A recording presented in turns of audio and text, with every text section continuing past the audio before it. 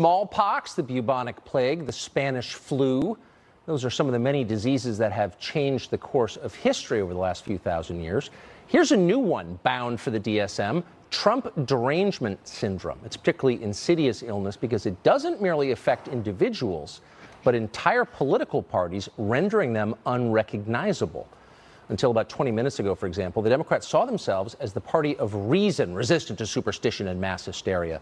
They were, as they often told you, the party that fought McCarthyism. Now it's the party that engages in McCarthyism enthusiastically. Watch. This is nothing short of treasonous because it is a betrayal of the nation. He is giving aid and comfort to the enemy. I think Donald Trump is a fascist. I think everything he stands for is disgusting. That is pure racism. And the president is cynically using that racism to appeal to his base. That is not what you see in a democracy. That is exactly what you see in authoritarian regimes. They dare me to say impeach him. Today I say impeach 45.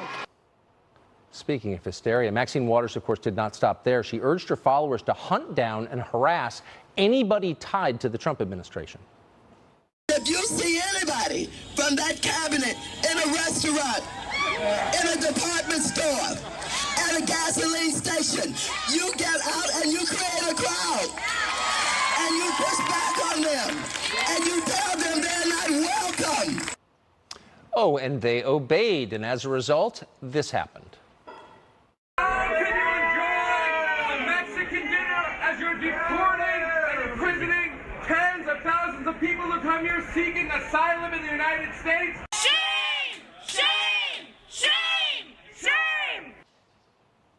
This is all rage by proxy, of course. They'd like to hurt Trump himself, but he's not around, so they attack his employees and supporters. And in the absence of any of those, a star on the sidewalk with his name on it. Watch this.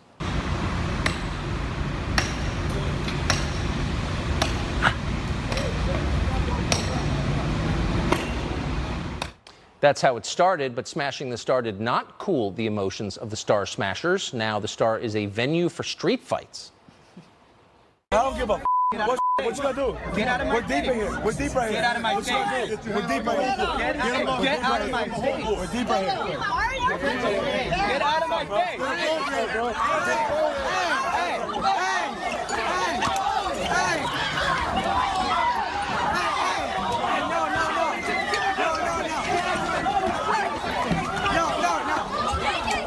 Hear that? What you haven't heard are Democratic leaders appealing for calm. The Democratic Party at this point has become totally unmoored from whatever principles once defined it.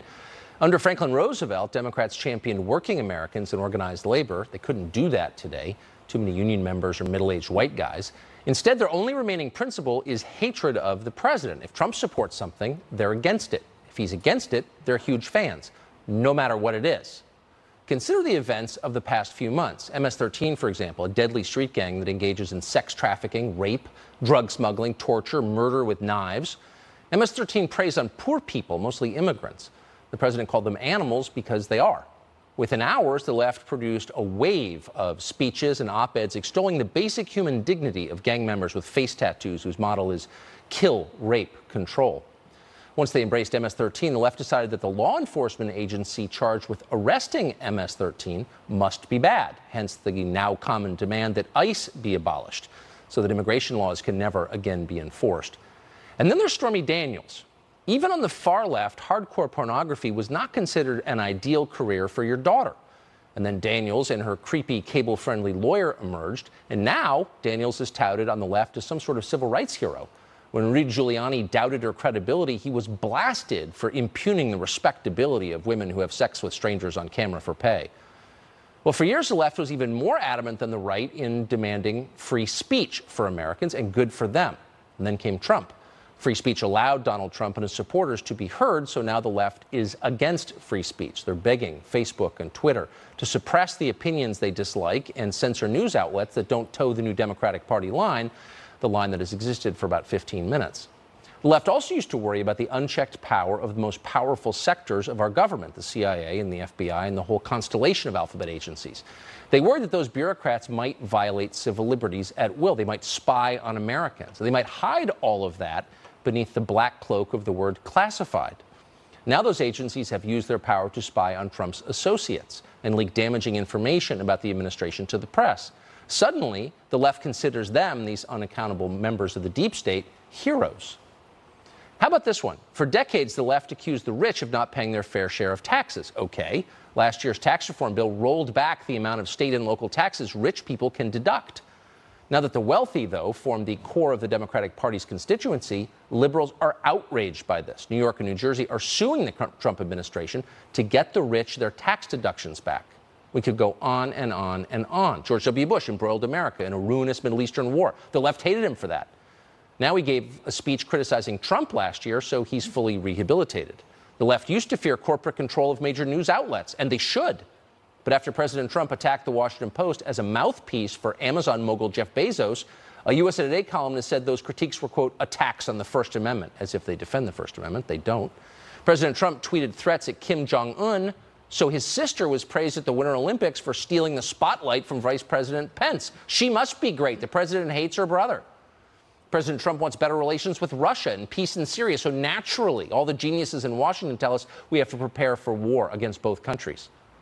To anyone who remembers the Democrats of the 1960s, the 90s, or even 3 years ago, it's all very confusing. That party is dead. It's been replaced by a new one whose entire platform could be say no to Trump. This isn't politics anymore. It's the world's dumbest religion. Tammy Bruce is a New York radio host, and she joins us tonight. How easy is the left to control that the president, whatever he says they oppose, I mean, he could oppose something that 99% of Americans are against, and the Democratic Party would be for it. Yes, exactly. Great to be on set with you. Nice to see you, Tammy. Nice to see you, too.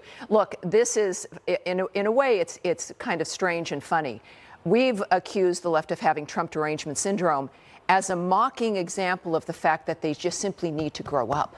That this is something that is just this inability of people to acknowledge and to deal with a real-life adult event that they lost an election. And now there's an effort to normalize being so damaged, if you will, by an external event that some U.S. psychiatrists now are saying they've got more patients with Trump anxiety disorder. Of course, none of that is really true or genuine. It is about people needing to grow up and deal with reality properly. But in the process, as you note, they, as liberals, are giving the president an enormous amount of control. Their lives and every moment of how they react to him is based on what he says, what he does. They have they've acceded complete control to him. If they stepped back for a moment and just realized that they could have some influence, that they could work in a dynamic to get their policies, their narrative, their preferences passed, maybe they would have some success. But now you've got leadership, as you played in the opening, encouraging this refusal to deal with reality, encouraging this dynamic that plays on effectively. It's almost an abusive dynamic, but it comes down to individual Americans deciding that they're going to be children at this point and be angry perpetually. It's so weird. I mean, it's literally reactionary in that they are reacting purely to him. Exactly. But I'm not sure I even really understand it. I think Trump is interesting, I guess. He's a politician. Sure. They find him the most fascinating person who's ever lived. There's nothing that Trump says or does that they don't obsess over. They're like stalkers. What about him drives him so bonkers? And especially since the things that he does has improved everyone's lives. There is no doubt about that. ISIS is dead. MS-13 is being dealt with. Everybody's got more money in their pocket. The job economy is at historic lows. The unemployment rate. There is no one who hasn't benefited from this, except, of course, ISIS and MS-13. What is it about him? That he's everything they thought couldn't exist. They had this idea. They were told certain things by their leadership of how it was going to be. And as a result, since everyone thought that it was going to be a certain way and they were promised certain things, Donald Trump represents the fact that the future maybe isn't controlled by them, that there is a different thing that can happen, and they're being encouraged by Democratic leadership to see this in a personal way, in exclusively an emotional way, in the most extreme fashion, appealing to the fringe. I can tell you, and I've said this before, that maybe we're not as divided as they say we are, that a majority of Democrats also agree with the benefit that the president is bringing us. Democrats are walking away from the party, that there is this shift in what's happening, and Democrat leadership simply was not prepared for this, and they feel that harassment of people who don't think like them is the easiest and best thing to do. So they're failing, so they're hysterical. I just find Literally. it's an amazing moment. Tammy Bruce, Yeah. great to see you. Thanks Thank you for very having me. much. Pleasure to be here.